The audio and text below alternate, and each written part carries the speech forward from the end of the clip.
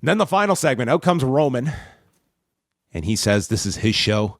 Phil gets confused about that, and he invites Phil to come out, and we got the longest entrance imaginable for Punk, who finally makes it to the ring, and Reigns says, welcome to my ring, and welcome to my main event. Punk notes that you keep calling me by my government name. Only my friends and family call me that. I could use your real name. I could call you Titty Tiaki, which was a real great play off of Liaki, and one that he probably had in the holster for a while. He says, I won't call you Joe because that's insulting to a real Samoan who I love very much. And great lines. Great line, and Reigns comes back saying, well, you could call Joe, and he can remind you who the real tribal chief is. And Punk asks, have you set all the Samoans to come after me? And Reigns doesn't admit that. Punk says, I've already won. I'm in your head. Reigns tells him, this is going to be your first main event this year. You don't headline anything. You didn't even headline on the European tour. Punk says how I didn't want the Usos to get caught in the crosshairs, and I deserved what they did to me last week. And he asks, who is the real tribal chief? And Reigns is disgusted by this. He's like, you're trite. You just regurgitate the same stuff. Who's the real tribal chief? You call me a part-timer. Why don't you ask your wife what all the top players do around here with part-time schedules, and don't waste my time. And Reigns tries to leave. Punk physically blocks him from leaving, calls him a young boy, and says that this will be the last time that Roman headlines WrestleMania, and describes what he is going to do to Roman Reigns in front of my Punk-a-maniacs, where he will bring Roman down to earth and split his ego in two. Reigns calls him delusional.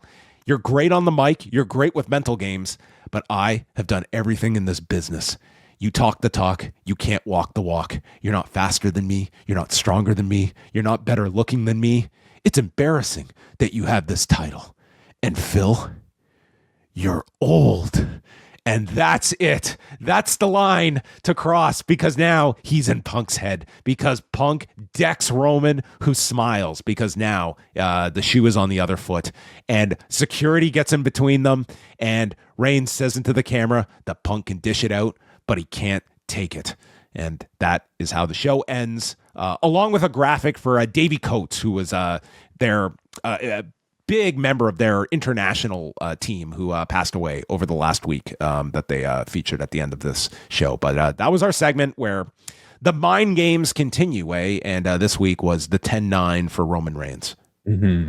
Another excellent segment in this feud. These promo segments, I mean, they're like verbal knife fights where each of them tries to stab the other with some dagger that might find a weak spot. Not a shard of glass. Not real or fake glass. Yeah. Punk, of course, like at this point, famously went after Reigns' dead father, which certainly struck a chord.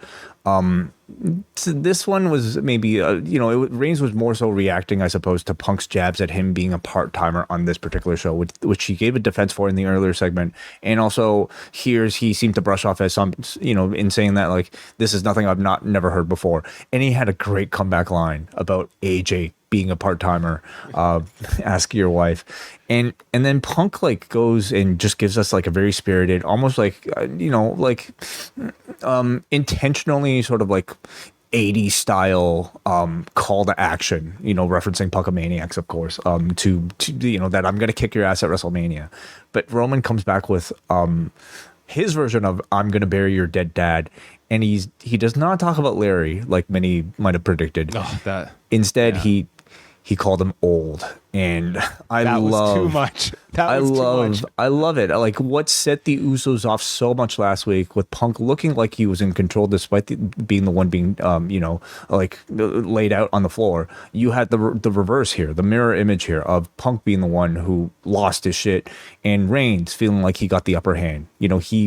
Punk was the first to crack here, and Reigns gains the mental advantage. He won the mind game this week. I mean, it's been very fun just to kind of watch both of them. In terms of performance, they've both been really strong. Both guys are sounding so smooth on the mic. Their personalities feel as big as ever.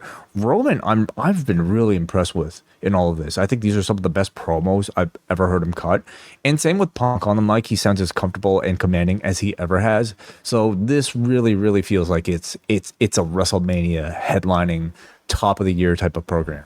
Yeah, I like the way that they're trying to introduce like real elements, but keep it within like the confines of like a pro wrestling feud that you are building up. And I think that they're balancing that really well. You're getting across like you're trying to convey the idea that these are two people that don't like each other, and to be able to use lines that, you can get way too cute in some of these segments. And I think they've done a pretty good job so far of maintaining like the reaction you want to have to these segments as well. So I didn't think there was anything like work shooty about any of this, No, like that's what I'm saying is that they're keeping it all in like the you didn't headline the European tour, like stuff like that. That it's just you're not going into areas where it's like you're essentially just trying to get in cute and clever lines for a small percentage of people. Like it's just conveying like the dislike that each of them have for one another. And yeah, they've been strong segments that they have done thus far. So, and the crowd was really red hot for both of these guys at the end of the show. What's Roman's schedule for the rest of?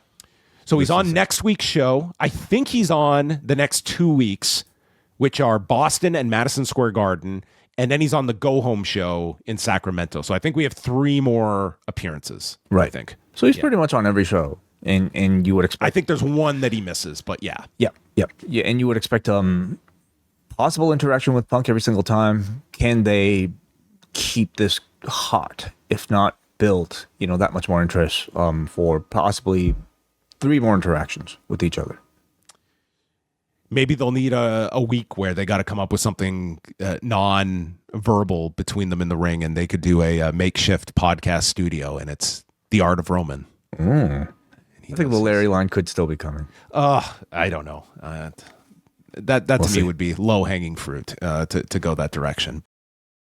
The Post Wrestling Cafe is your one-stop shop for all of the coverage that Post Wrestling has to offer. 2 big rewind-aways this month with WWF Insurrection from May of 2002. This UK-only pay-per-view featured the Raw brand going overseas and ending with the infamous plane ride from hell. Then we're going to take a look at AWA's Super Sunday from April of 1983. A new edition of Talk Can Be Yours, plus MCU Later, Book Club, and coverage of UFC 326, TNA Sacrifice, and of course, XL editions of Rewind a Raw, Dynamite, and SmackDown with all the news of the day. Join now at postwrestlingcafe.com.